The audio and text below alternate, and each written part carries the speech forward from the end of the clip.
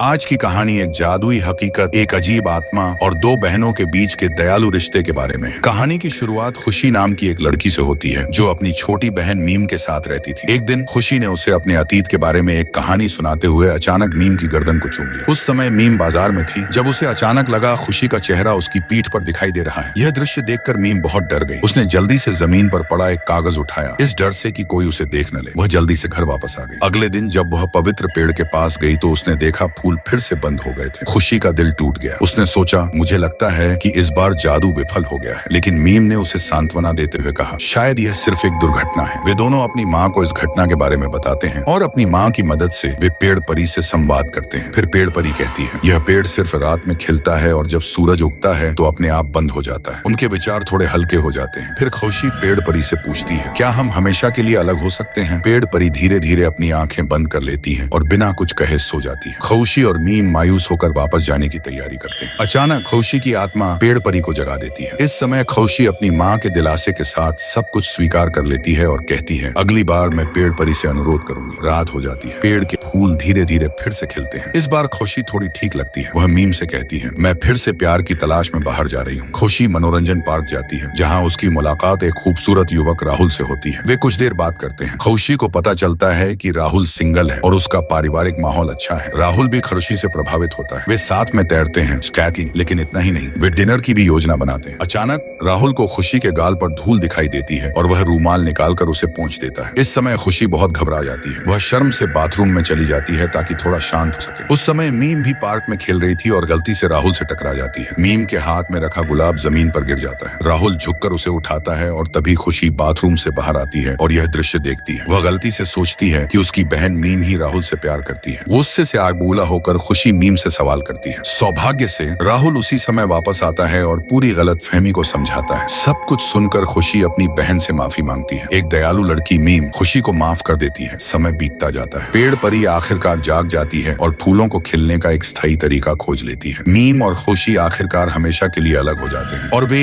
एक शांतिपूर्ण जीवन शुरू करते हैं।